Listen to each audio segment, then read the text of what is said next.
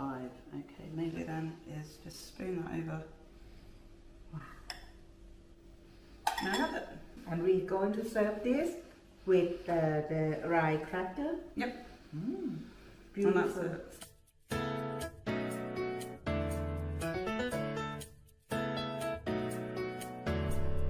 Hello! สวัสดีค่ะ Welcome back to สวัสดีครับ with Pookie again. And today I got a beautiful guest coming to join me and to show me her style of cooking. It's Haylee! Hello! Hi. How are you? I'm good. I'm Oh, excited. welcome to my kitchen today. Tell us a bit more what get you or what inspire you about cooking. Yeah, so I learned to kind of cook from my mom. Like, she's an amazing cook. So I kind of started cooking with her when I was a little kid, you know, chopping the vegetables and like trying to lick the spoon if she was making a cake and that kind of thing. So yeah, I watched her cooking through my childhood, and then that kind of inspired me to start experimenting. It didn't always go exactly to plan, but you know, we learn. But yeah, so my mum's from Finland, so a lot of the kind of inspiration for my cooking is from sort of Finnish flavours and that kind of thing. So there's a little nod to that in what I'm making today. It's kind of inspired by. Lovely. Yeah, one of my favourite dishes when I was growing up was kesäkeitto. Yeah. Kesäkeitto? Nice, yeah. Or I did. You did it. Or lohikeitto as well. It's like summer soup or salmon soup. Something that my mum always used to cook, so it's kind of stemmed from that, but it looks quite a lot different to the original. So, wow! But yeah, I think it would be nice. Yeah, can't wait. Yeah. Let's get preparing. Let's do it. Okay, let's do it. What have you got there? You got quite a few things lined up. Yes. So we're going to start by making rye cracker. So it's a really simple recipe, just like a few bits and pieces. There's some fennel seeds in there, so we're going to toast those first, and then. Yeah, I'll talk you through it. Rye cracker. Okay then. Show me. Awesome, cool. So first we're going to take some fennel seeds and toast them. You want about like a teaspoon and a half. It depends on what you prefer. Okay. So we're going to head over here and toast those.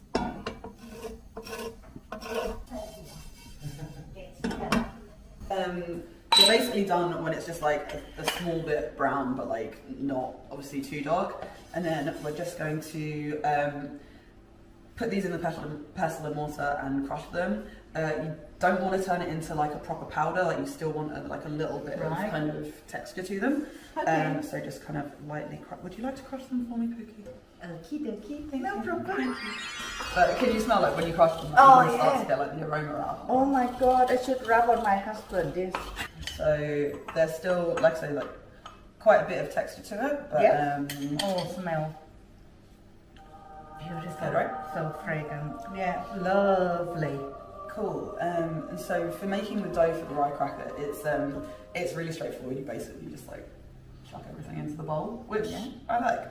So what we have for this recipe is 150 grams of rye flour, which goes straight in. And then we'll put in the toasted fennel, 15 grams of butter, unsalted butter, or salted to be fair, half a teaspoon of baking powder, and then just like Pinch of salt. some salt. Yeah, I would prefer like Flavor. exactly like Seasoning. I would prefer a little bit more than like most recipes say. Right. You want to be able to taste it, so. We don't have the blood pressure problem, so we don't care. It's fine, it's good for you. We're still young, so don't worry about it. So there's that, and then just about a teaspoon of Molasses? black treacle. So I never used this thing before, you know? yeah, so in a lot of Finnish baking, you have. It's not this particular type, but this is similar to what you use. So the next bit is basically just mixing it together. So we've got most of the ingredients except for water in there. So we're going to get our hands quite dirty. So basically, you just then your job then. Everything Get her hand dirty together. So the first stage is basically just mixing it so it's kind of into crumbs. So obviously you've got the treacle in there, the butter, and just like blending that all together, so it starts to incorporate into it's like a rough dough basically. Yeah. So on top of the cracker, we're going to put some quick pickled cucumbers and a little bit of allspice and cauliflower puree. The quick pickled cucumbers are like a super traditional thing. That's like I remember my grandma making them, and like we would always go and help. So you're going to learn the special technique. Wow. To make them, but yeah, that's going to go on there, and that's going to be just like a little kind of side snack to the dish, to the main dish. Yeah, make my mouth water already. I love a little bit of like sort of sourness to the dish, and sourness with the fish is really good balance. Exactly, I think because we're cooking salmon, and like it's a very kind of, salmon's like quite a fatty fish, and also the sauce is like a cream sauce, so you do need something in there to kind of cut it. So there's going to be some pickled onions and also the pickled cucumber as well. So yeah, got a little something going on the side there. A little bit of something going on. Let's do it again. something. So cool. So basically the treacle and butter is all kind of incorporated into the flour now, and then that's when we just add in the water. So it's 100 mils of just like cold water to add in, and then gonna get even messier now and mix these all together. Right. So like this, and it will be quite a sticky dough, but that's fine. Like we're gonna roll it out onto the counter afterwards to make our crackers. Like I said, it's a super kind of simple consistency is what we're looking for. You don't need to knead it or anything. It just kind of comes together, and then we are going to roll it out. Cool. So I'm going to try to go as thin as possible. You know what? Let me just wash the extra dough off. So we're just going to roll this out now. So I'm going to go as thin as possible. I kind of turn it as I go to try to, 2 reasons, so it doesn't stick to the surface, but also just so it's like an even kind of thickness throughout. So keep going. Actually, that's sticking a bit. You can flip it over as well if it's like sticking to, so that the more floured surface is on the bottom. And we're just going to cut it into whatever shape, but I like to do this kind of slightly square shape. So, is this okay on it? Yeah. I'm not going to like stab it. So, if you want to use a ruler, you can, but there's no real need. Rustic, exactly, rustic. So we're going to make these into kind of like cute little off-center shapes. So I'm just going to cut it up like this. Angular. Exactly, just because it looks quite nice. Move across to here. Like that? Yeah. 3. So if you want to poke some little holes in them, that would be great.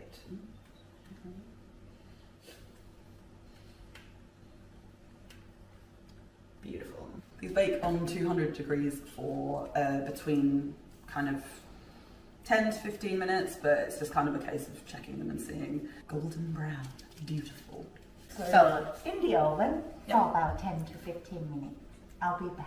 The next thing we're going to move on to is the cauliflower puree. That's one of the things that's going to go on the crackers.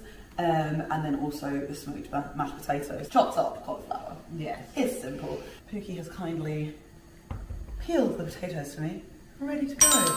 And we're just going to slice them up and then put them in some salted boiling water. Right. So while you're doing that, do you want me to boil the cauliflower first? Yeah, if you could just put another pan on the heat. Shall I put this one on this? Yeah, that's perfect. Yeah, thank you. Now we have the potatoes on boil. We got the Yep. cauliflower on boil. Yep. Ready to go to do the mash and to do the puree. Yep. So now what's next?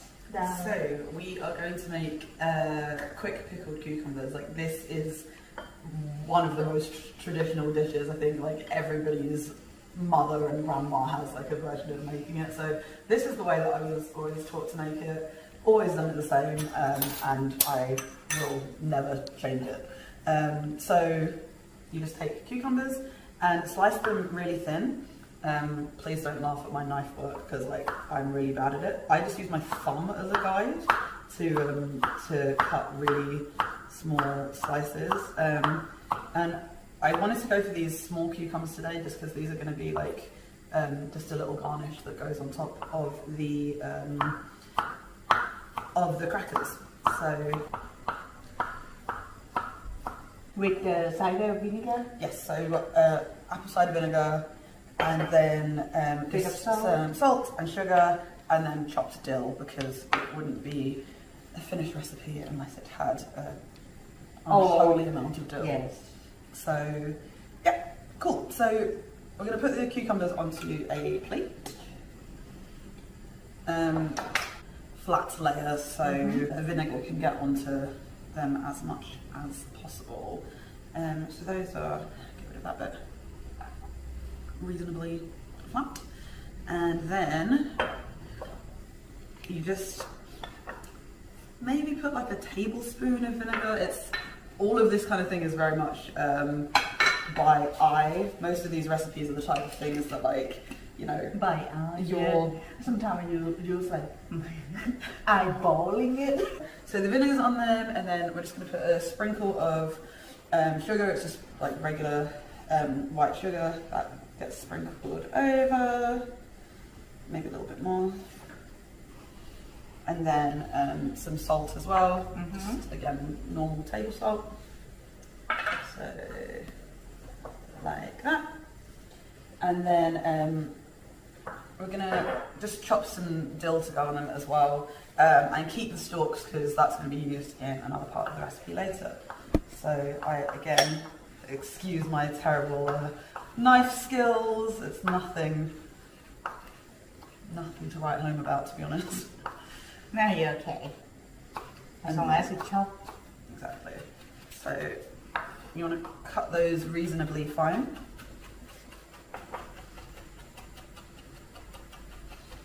Now, for me, I could put on all of this dill and it would still not be enough, but like, you know, I'm going to adjust the palette to see what other people like. We can put a bit more. Put a little bit more? Okay, yeah, great, yeah, let's go for it. So let's put, I think that's probably a good amount. And then once it's cut up nice and fine, then it just gets sprinkled. Actually, that's quite a lot of dill.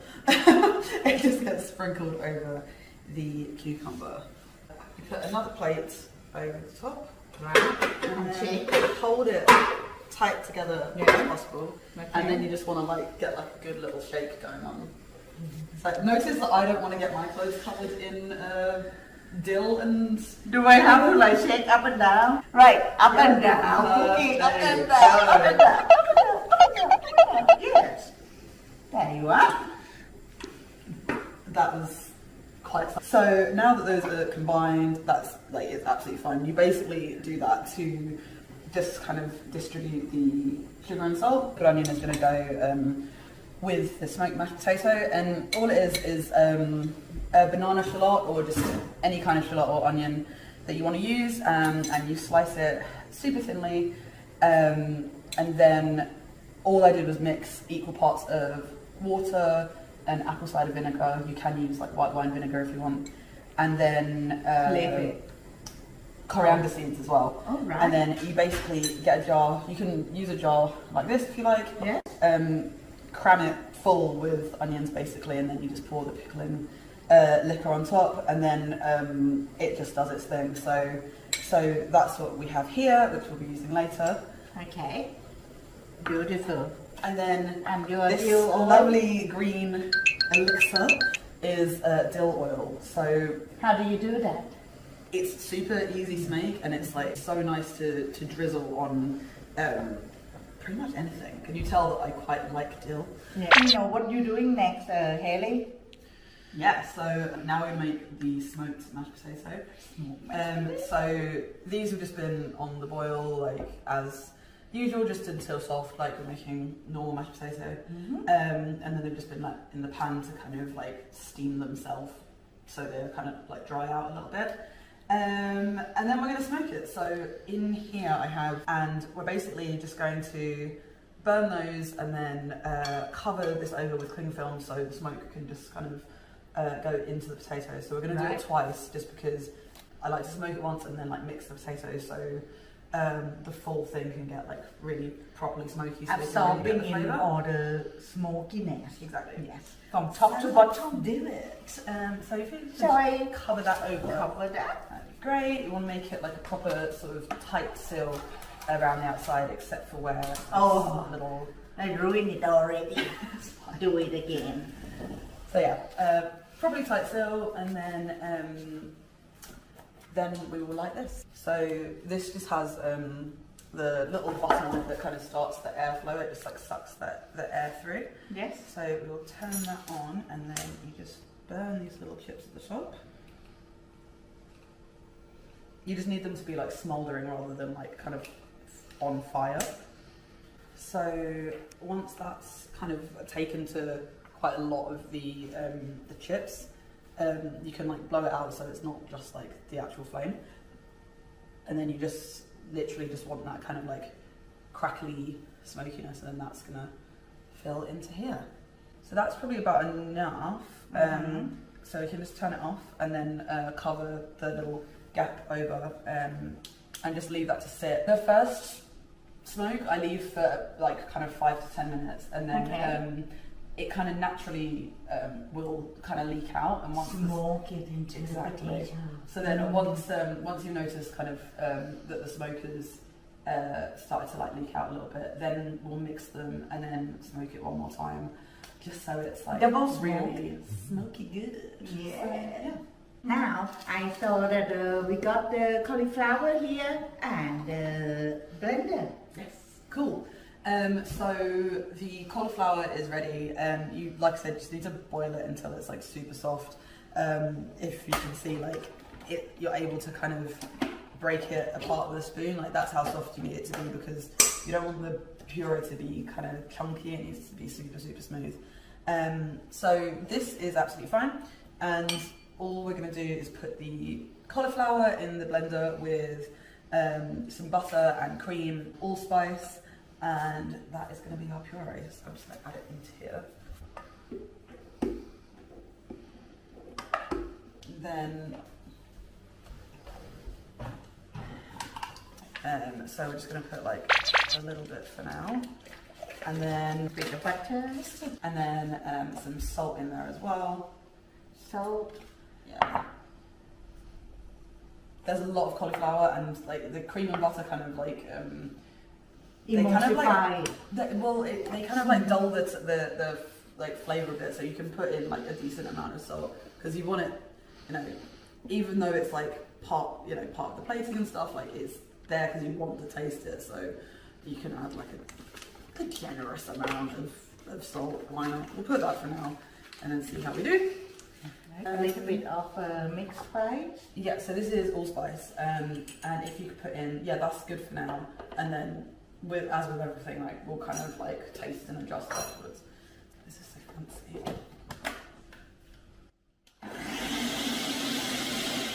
Cool. So next we are going to just make the mashed potatoes. So we have double smoked the potatoes now. So can you smell them? That's like yes, really like properly strong smoky smell. And all we're going to do is rice the potatoes. So first thing is to rice the potatoes. Let's just these in here. If you don't have a potato ricer and you are a mashed potato fan, definitely get one, because your mashed potato has never been as smooth as when you get one. So I actually have two at home. Right, the potato is done ricing. Yes, so the potato is riced, and so now Gonna add in the butter, a little bit of cream, really smooth and like properly creamy. So that is looking pretty good, nice and smooth. So we can move that to the side and we'll just warm it up when we're ready to serve. And now we're gonna make the sauce. Okie dokie. Awesome. Right, let me take this away. First things first, we're going to be some fennel seeds in just the dry pan. Okay, so once those are toasted, we're just going to add in a little bit of oil and some butter.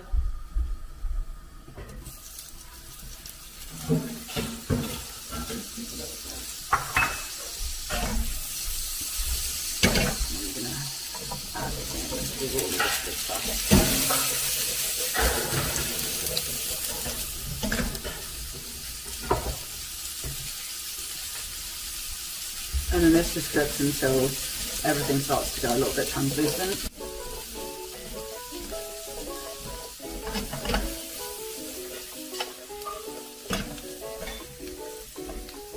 So once this is sweated down, like you don't need it to colour too much, then we're going to add in a big glug of vermouth.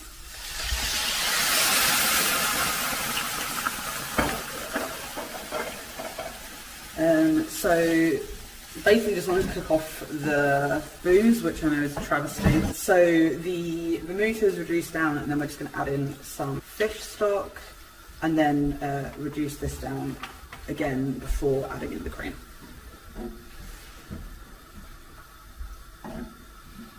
Right, so that's reduced down, so we're just going to add in some lemon to make sure there's a nice bit of sharpness to the sauce. About half a lemon is all you need. We're going to cook that off and then just add the cream. So this is reduced, and then we're just going to add in the cream, cook that down, and then we'll be ready to blend the sauce. We've got the vermouth that's reduced, the fish stock's been in here, we've cooked off the cream, and then now we basically just need to strain it out. You want to kind of push it down as much as possible because like there's a lot of like work that goes into a sauce, right? So you want to be able to make sure you get... Okay, great. So now we're just going to add this into the blender. Get the sauce out. And we have to put the spinach in for the green. Exactly. So the spinach just goes in raw. So kind of 2 handfuls worth. That's a big leaf spinach. It's big leaf spinach, yeah. Can I use the small one? You can use the small one too. This is just the one that they sell in the international supermarket at the top of my road, so I always use this one. And then make sure that that's on firmly. And then we're just gonna blitz this until it's like really properly vividly green, and then strain it again. So let's do it. And now our spinach with our reduced sauce. Yes, so it basically looks like we're on some kind of like health kick, like this is our little smoothie we're having in the morning.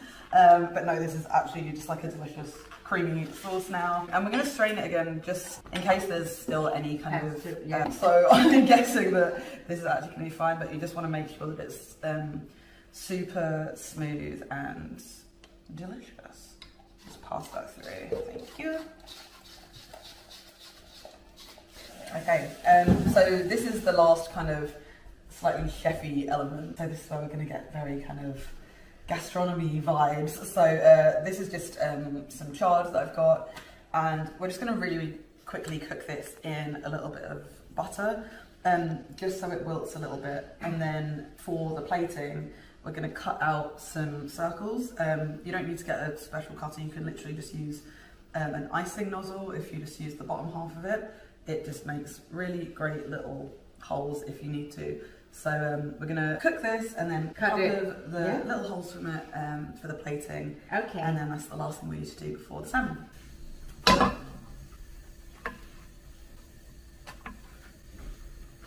There's a little bit of salt.